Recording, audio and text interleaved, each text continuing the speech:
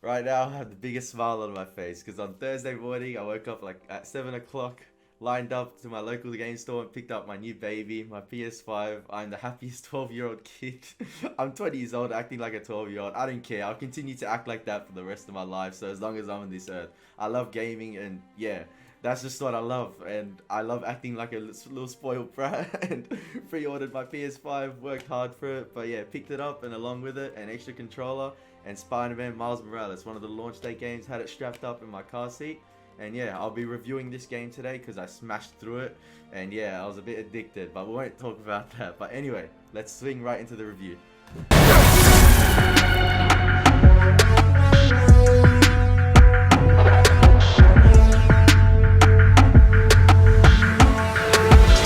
So Miles Morales takes place a year or so after the events of Spider-Man PS4, a game which I really enjoyed and loved. And so in that game, obviously, if you haven't played it, I'm not going to spoil it too much, and I'm not going to get into story details in this game too much about what happens or any spoilers. I'm just going to be discussing what I loved, what I didn't like, which was mainly one gripe, and I guess this is a major warning I'm just going to put at the end with that.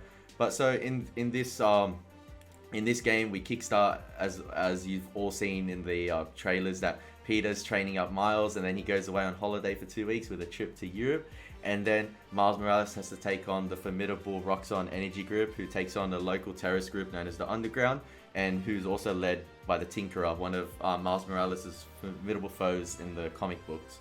But I'm not going to be discussing too much of what happens in the story. I do not want to spoil anything. So I'm just going to discuss basically the game mechanics, what I enjoyed. And first of all, the option at the start of the game, it gives you the option of whether you want to play the game in 30 frames per second or 60. Originally, I selected 30 because I can't remember, one of the settings said you get like extra features. But then midway through the game, I switched to 60 as my monitor can run it on that. And I recommend the 60 frames per second. It's a much smoother experience and the game looks amazing. Use your PS5 to advantage, or if it gives you the option on the PS4 as well, which I believe can run at 60, do run it at 60. Try both anyway. See whatever you enjoy.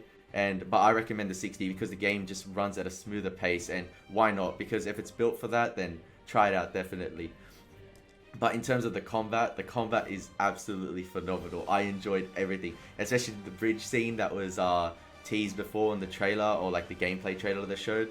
That is amazing. Everything from the combat to the swinging, everything just runs perfectly. Like, I've never seen a game. It's really smooth. Like, there's obviously a few glitches here and there, but I didn't experience too many like glitchy moments or anything.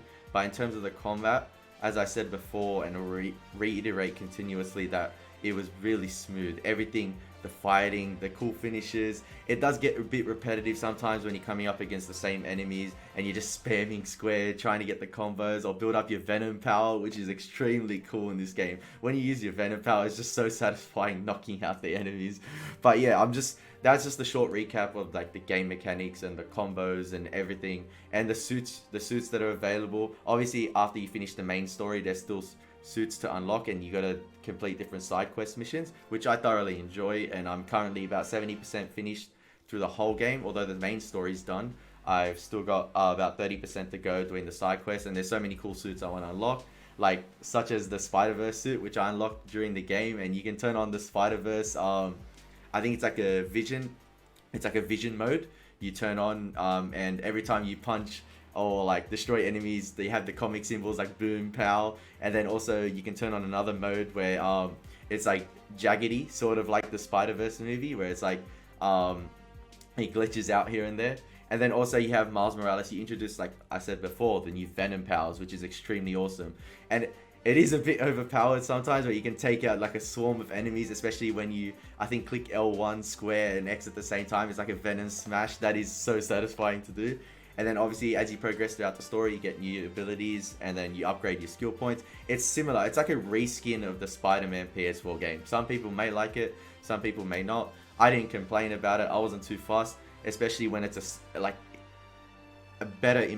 much improved game in terms of like how smooth it runs, the graphics, everything. So even though some people may call it a reskin, and then in terms of like how the game operates, it's the same like skill system, skill points to upgrade your skills, and then same sort of missions to get your suits. Obviously, I still enjoyed it. I wasn't complaining. I was having the time of my life. And in terms of like one issue I had with the game, and a lot of people will have this issue, and this comes down to recommending whether I say you should buy the game or not. And although I thoroughly enjoyed the game, I had an absolute blast for the time of my life. However, I smashed through the game in about 8 to 10 hours. Alright, some people may say, oh, you were addicted, you smashed through it. Alright, fair enough.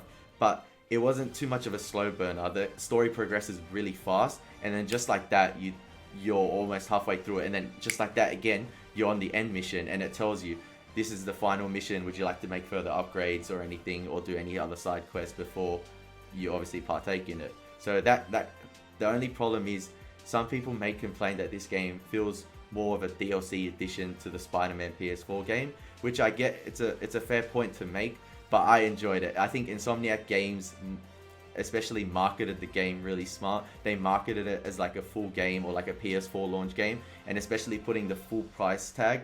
I think that's why I would stay, in my honest opinion, as much as I love the game and it was amazing, I'd say steer away from it for now and don't pay the full price, because I paid $99 for it. Oh, that's Australian, with my PS5, so it was a combo with it, and I think the Ultimate Edition is 125 Australian, but for 8 to 10 hours of gameplay and what you get, it's definitely not worth it. So I hope around Black Friday or Christmas, just wait for that to see if the price goes down, because it feels like more of an additional DLC. That was my only problem with the game, because I really enjoyed everything else. The characters were awesome. The story had a few twists and turns here and there. At the first, I thought it was going to be predictable, but in terms of like how the story progressed and everything, they took a few twists and turns. I was like, oh, and then the characters' motivations, such as the villain, it's something to get behind. They didn't just like, it wasn't just like, it was well fleshed out, I guess. So, and then another thing I enjoyed with the game, which is absolutely awesome as well, is the soundtrack. The soundtrack's got this like hip-hop swagger vibe, sort of similar to Spider-Verse. I remember I was swinging around at one point and I heard Kid Cudi and I was like, oh, and I searched up that song straight away. And it's an awesome song with Kid Cudi and Jaden Smith, but the soundtrack's got this cool vibe. And as soon as I heard the clip from the gameplay showcase at the end where he swings through on the bridge, and I introduced it in the video at the start, that little like dun, dun, dun, dun, like that goes throughout the whole game, and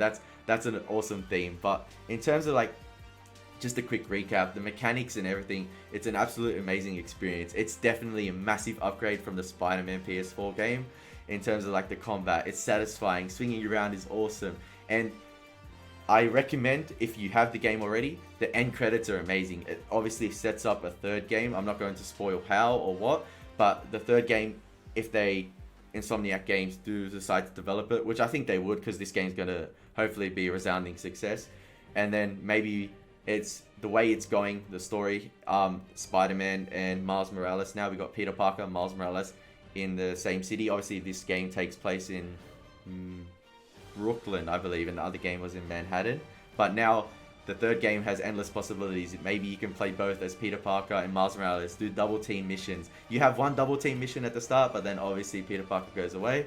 But then maybe you interchange and change characters, which is going to be pretty cool. But other than that, sadly, yeah, I do not recommend spending the whole $100 or AUD or whatever it is at the moment on it. Wait for the price to drop a bit, because it's only around 8 to 10 hours of story, and then there's not many side quests to do. Like, I'm already 70%, and I was doing some in between the story, and I still finished it really quick. But other than that, that's my Spider-Man Miles Morales PS5 review. It was an amazing experience. I absolutely enjoyed the game, but at the moment, do I recommend you spending the full price on it? No, because I feel like you're going to be... Some people may feel a bit scammed, but that's just my honest opinion. I absolutely loved the game. Insomniac Games, well done. Like, it was amazing. But again, yeah, I wouldn't recommend it at the moment. Just wait for the price to drop a bit, maybe around Black Friday or Christmas. But thank you for watching, guys. It's been an amazing experience. Love you. Take care. God bless. Looking forward to seeing you in the future.